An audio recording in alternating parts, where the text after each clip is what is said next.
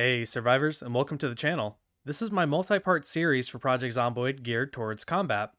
If you're having trouble getting stomped by zombies after only 3 days, then this video will definitely help you up your zombie slaying game. For this episode, we will focus at the very beginning of our character's life, the occupations and trait menu. There are many occupations in Project Zomboid, and we will go over the 5 worst and 5 best jobs that are available in regards to combat and overall survivability. Quick disclaimer, these recommendations are based off of vanilla solo gameplay and are complemented by mods. Starting off, we have the Electrician. The Electrician starts with 4 points in strength and fitness as well as 3 points in electrical with a 125% XP boost. The electrical skill in Project Zomboid is incredibly useless after getting to level 1, as level 1 electrical is a requirement for hot wiring, and anything after that is pretty pointless. Next up, we have the Farmer.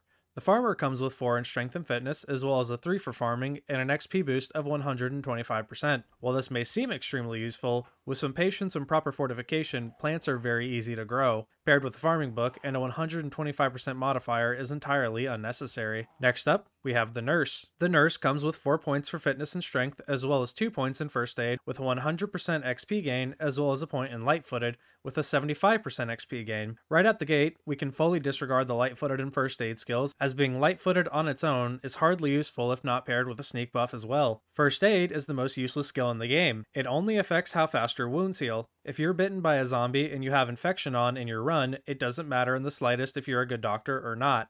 You are dead. First aid is also notoriously easy to train by just walking around in broken glass. Next up, the Doctor.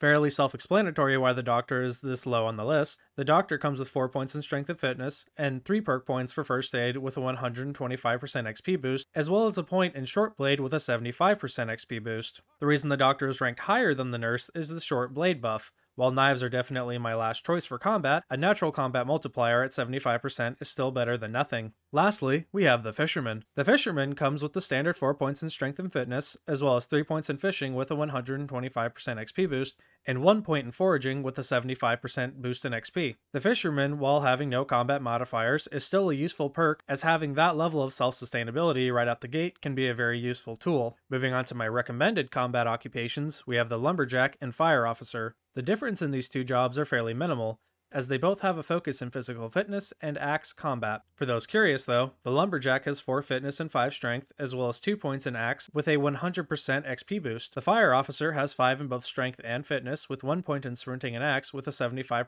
XP boost. Between the two, I would personally go Lumberjack due to their Axeman ability, giving them a 25% faster swing on trees and 5% faster swing on zombies, but this ultimately comes down to personal preference. Next up, we have the Park Ranger.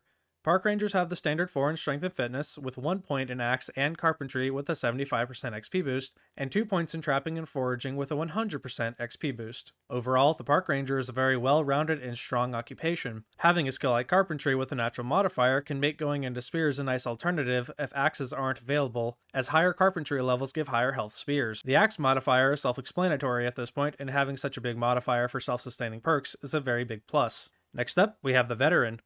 Veterans have the standard 4 in strength and fitness and come with 2 points in reloading and aiming with a 100% XP boost in both. Guns can be pretty situational, I dare even say hit or miss. As even a high-level shooter can't do anything if there's no bullets available. Where Veteran truly shines is the unique perk Desensitized, which makes them immune to getting panicked. Your character will panic during fights. A panicking character has a smaller field of view and less efficient attacks. You can counteract this with beta blockers, but those aren't necessarily always available, and having to pop pills for every big horde fight can get cumbersome, making Veteran a solid overall pick. For our next occupation, we will cover the Repairman. This one may come as a surprise, but it will make sense shortly. The Repairman has the standard 4 in fitness and strength, with 1 point in carpentry and short blunt, and 2 points in maintenance with a 100% XP boost. Where this job shines is the maintenance skill. Maintenance in Project Zomboid improves the odds of your weapon not losing HP for every swing you hit a zombie, or tree if swinging an axe. Having a high level in maintenance effectively means you can run your best weapons around level 6 and up, and they will take ages to break. Pair this with the handy trait and you'll get an extra point in carpentry and maintenance, thus increasing both of those XP boosts by 25%. Enjoy your infinite katana! For our final recommended occupation, as well as my personal favorite build, We have the Burglar. The Burglar has the standard 4 in strength and fitness and knows hot wiring right out of the gate. They also come with 2 points in light-footed, sneaking, and nimble with a 100% XP boost. Nimble is actually a very sneaky skill and how vital it is for combat. Nimble affects how fast you move while in your combat stance. This opens up the door to land more swings and avoid taking hits. The level 2 Nimble skill even has enough speed to completely avoid a zombie grab, making higher levels of Nimble incredibly useful for clearing large groups by hand. I genuinely cannot stress how insanely powerful high Nimble truly is. Sneaking and light-footed are also very useful for combat when you need to break away from a group that has gotten too big. Being able to easily and effectively break line of sight from zombies is a vital factor in your character's survival. Next up, I will go over my personal favorite positive and negative traits for my character builds. I will not be covering every trait in this guide, simply the ones that give you the most bang for your buck. Ignore some of the silly traits here as I do have mods on, and turning them all off and on again will take way too much time. Starting with the negatives, we have high thirst. High thirst isn't that big of a drawback as water is very easy to find even after the water has shut off. All sinks and bathtubs have leftover safe water in them. My solution is to also carry at least 2 bottles on me. Next is overweight. The weight system affects your efficiency in combat. A heavier survival will deal more damage, but be less effective while running. The opposite is true for a survivor that is underweight. Overweight is honestly a very powerful negative trait, as it also allows you to eat very low-calorie food during the beginning of your playthrough to get into optimal weight. Now, we have slow healer. As mentioned previously with the first aid skill, if you're bitten, it does not matter if your character can heal fast or not. Even without infection on, a disinfected wound with a clean bandage still heals fairly quickly with this trait. For beginner survivors, this might be a tough one as getting hurt may very well be a daily occurrence, so use at your own peril. Moving on, we have smoker. Quick disclaimer, smoking is bad, drugs are bad, okay. Smoker is a very easy one to balance even without mods like Greenfire or the Vape mod, as finding cigarettes and lighters is a very easy task once you know where to look. I've seen these spawn commonly in gas stations and car glove boxes, as well as the occasional dead zombie. Short-sighted. This trait, as far as I know, is actually bugged as I've never noticed any real difference when using it or not. Frankly, I think it should impact your aiming ability, but until then, use it while it's free points. Slow reader.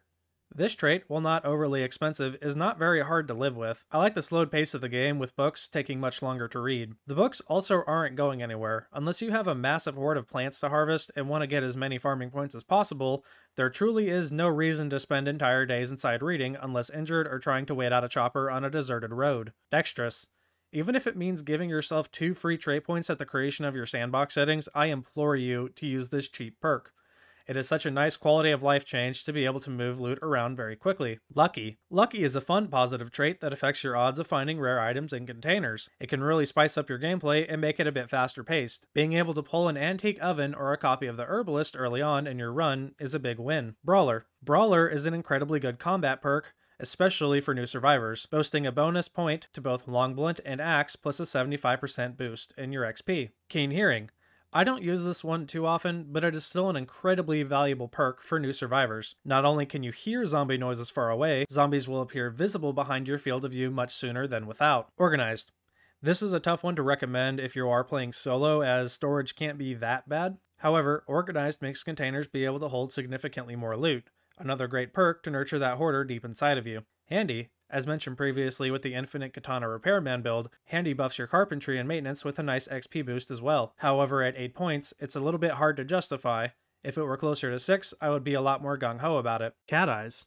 Cat Eyes is another nice quality of life trait that allows your character to see better in poorly lit environments. It's definitely not night vision, but if you're clearing a house during the day with no lights on, then it will be very useful. Lastly, we have Thick-Skinned. Despite its price of -8, Thick-Skinned is a great perk to take for new survivors for the natural bonus protection from zombie injuries. I will also go ahead and throw up a build of mine if you want something quick and easy to run. That's going to have to do it for this episode. On our next episode, we will be diving into the various weapon types to learn the many nuances associated with each weapon. Thank you all very much for watching and giving me the privilege of your time today.